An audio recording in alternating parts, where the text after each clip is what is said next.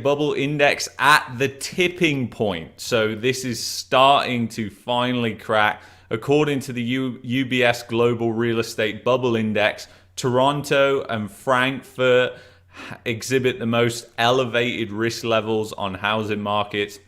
For the study, UBS analyzed residential property prices in 25 major cities around the world from mid-2021 to mid-2022, so that's very recent. Nominal house price growth in cities analyzed accelerated to 10% on average, but the global housing boom is coming to an end. And you know what? A lot of people kind of get this wrong. They think that the interest rates and what's happening with interest rates right now is the be all and end all. And really, the interest rates are just the pin being took to the bubble. It's just the first leg down in this bubble. And that's what people just can't get their head around, especially here in Canada, because Canada has been in this bubble environment now for over 15 years. So people cannot get their head around change, that change could be on the way, and that in places like Toronto, prices are going to fall drastically. And I'm going to be going over in this video just how diversified the Toronto economy is. Spoiler alert, it's not. And but you know what? It kind of makes me sick, because these banks have just been allowed to just lend and lend and lend, come up with all these amazing new products which are just designed to get you to go more into debt. The home equity line of credit, RRSP loans, so many different things. And nobody is thinking about the risk involved. People are just thinking about the past 10, 15 years of time, thinking that the rest of time is going to revolve around the past 10, 15 years. And we know that is just not the case. It's just not the case. People get into this mindset of, oh my God, it's just never going to burst. It's just never going to burst. UBS has come out many times and said this before, that Toronto is one of the bubbliest places in the world for real estate. But what people don't understand is the pin has already been took to the bubble, folks. That's already happened now. So now things like this really are important, so you can understand just how big this bubble is. And it's one of the biggest bubbles in the world. And when it pops, people will be befuddled by what they see as a result of this, how many jobs just get trashed and thrown in the garbage can as a result of this. So Better Dwelling also reporting on this, saying Toronto is the biggest real estate bubble in the world and Vancouver is sick. Now, as somebody who's lived in Toronto, I can tell you that Toronto, when people say Toronto is a world-class city, it makes me laugh. It really does make me laugh, because it is far from a world-class city. Public transportation is mediocre at best. And quite frankly, there's homeless people, drug addicts, and mental people all over the place. And Vancouver is a place I don't even go. I've visited twice and I don't even go there, because it's a disgusting place. It's just absolutely horrible. Not a place anybody wants to go. Downtown Vancouver is dangerous for most people, and it is just a horrible, disgusting place. And you know, there's people shooting up drugs everywhere, there's mental people just wandering around.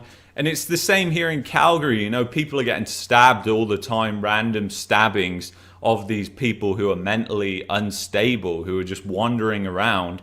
And nobody talks about that. No, we're not going to talk about that. We'll just sweep that one under the rug. But anyway, a Swiss mega bank is warning the global credit bubble has produced a global real estate bubble. UBS published its 2022 global real estate bubble index this week.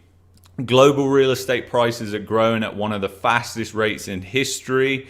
UBS analysts found prices in the 25 markets tracked for bubble risk have increased an average of 10% over the past year. It was the strongest increase since 2007 during the last global housing bubble. Well, there you go, guys. I mean, they're literally putting it right there for you. What happened after 2007? Was it plain sailing in 2008? No, it wasn't. And I'm telling you, the media is starting to prep everybody globally in this economy as the global economy heads into a recession for this recession and depression. They've already said, the government of Canada, that, hey, there's not going to be as much stimulus as there was before. They're already telling you all these things, but people have no clue.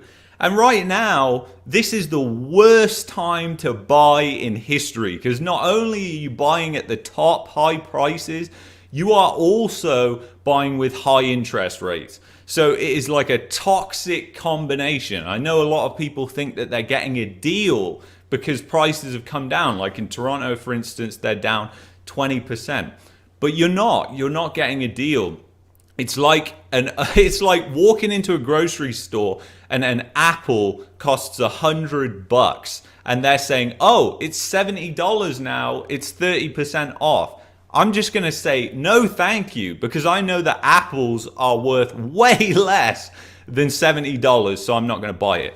But when it comes to houses, people just cannot think logically. They get in their head, they get in their emotions, they make poor financial decisions, and then essentially they end up losing as a result of that. I mean, people have waited for years. Home buyers have been on the sidelines for years in Canada, waiting for something like this to happen.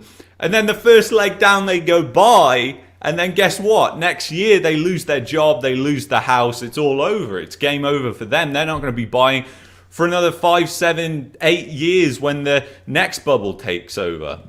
So it's absolutely insane. The lending boom was conspicuously strong in the Middle East, the US and Canada and Australia, said UBS.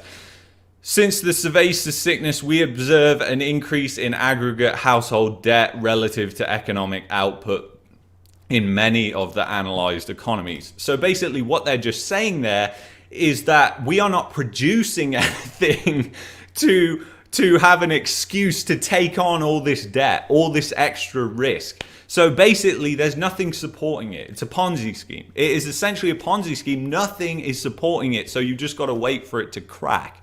And patience is the one thing that is going to serve a heck of a lot of people through this. And it is something that 90% of people won't have. I guarantee you that people watching this live stream after the fact, they will have switched off by now. We'll probably have retention, maybe 50, 60% at this point.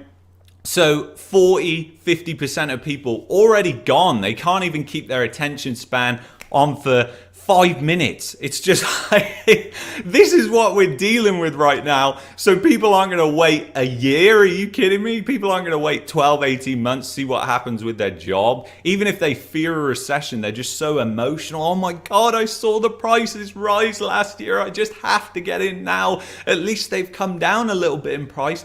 So that's making me feel really good. And my mom and dad, they're taking out an RRSP loan so that we can get a down payment. This is fantastic. I tell you what, it's going to end up with so many people on the streets, such a huge lost decade. People just cannot wrap their head around that. And it drives me crazy because I'm talking about this all the time. My massage therapist was saying, Luke, you're in knots. You're literally in knots. And I'm saying, yeah, because I actually care about people. You know what? People probably mistake with, because I'm very brutal when it comes down to it, and I just say things how it is, which nobody does in Canada. Oh my God. People don't tell you how it is. Are you kidding me? I actually say things how it is. But for the benefit of the people that watch this, they need to hear the brutal truth. And I care about those people. In fact, I'm one of the most compassionate people you'll ever meet. That's why I come here. That's why I do this. Because I actually care. Most people don't care. You type in, after this video, Toronto real estate into YouTube, into Google. See what comes up. Real estate brokerages, mortgage brokerages, trying to tell you everything's going to be okay, or, oh, this is just a temporary dip like 2017. They have no idea about economics, not even at the basic level. And I'm not saying I'm an expert, but I know a hell of a lot more than those people who are just essentially parrots to the mainstream media. Anyway, this is getting brutal. So this chart shows you all the places that are at risk here. You've got Toronto, Frankfurt, Munich, all at the top. Vancouver's right there. Loads of different places on here. Miami, Los Angeles. We obviously know Miami was one of the big boom places. London's on there, and it goes all the way down to Dubai and Warsaw in Poland. And this is really interesting because we've heard this one for such a heck of a long time. The bank warns the shortage narrative may have applied in the past, but this isn't quite the case now. The housing boom has become more of a countrywide phenomenon and is therefore hardly driven by a shortage of construction. And that's totally true. You know, people have been parroting that for so long, and it's just been a story uttered by the government, so you know it's wrong, and the mainstream media. I've seen so many real estate agents like, oh, there's just no houses, like they can't build in Toronto. They're building condominiums absolutely everywhere. They're just building high rises. Have you not noticed? I mean, it's just unbelievable that people just are that tunnel vision. They have that much tunnel vision by it. But there is no shortage. There is no shortage of housing, as we're seeing right now. How are prices down 20% if there's a housing shortage? You know, there's still record immigration coming in, all these people with bags of cash that we are just numb to believe is the case when it's completely the opposite. These people, a lot of them are ending up in affordable housing that's subsidized by the governments and subsidized by local governments as well. So, and I've been into those places, I know, and I have nothing against immigrants. I'm an immigrant myself. I'm just telling you how it is, which people just don't want to do. They're just too worried about everything. And I quite frankly am not worried at all. I'm just always going to tell it as it is. And that's pretty much it from this. And then I want to show you Toronto's diverse economy, because this, it's just going to blow your mind. So 14, and this is 2016, I have to outline. This is 2016. It's the most up-to-date thing I could find. If you have something that's more up-to-date, leave it below. And I'm sure the real estate rental and leasing portion of this pie has expanded drastically. So yeah, and basically financial services, you can just call that credit, anything to do with credit. That is essentially what that is. And is now a great time for the credit industry? Well, it might seem that way actually, because all these high interest rate forms of credit are actually rising because people are in so much distress. But next year, it will not be like that. I guarantee you, as soon as people start to default, the credit industry is going to be under a heck of pressure. And that accounts for 20% of jobs in Toronto. And then you've got 14%, which are real estate jobs. You've got 4%, which is construction. You add this all together, you're talking about nearly 40% of the economy riding on the back of credit ever expanding, the real estate bubble ever expanding. Nobody is seeing this, and this is just the brutal honest truth about it. We have to be clear about it. And then I just want to take you over to this, because this is the piece of garbage that 1.1 million buys you in Toronto. And I just picked this totally at random.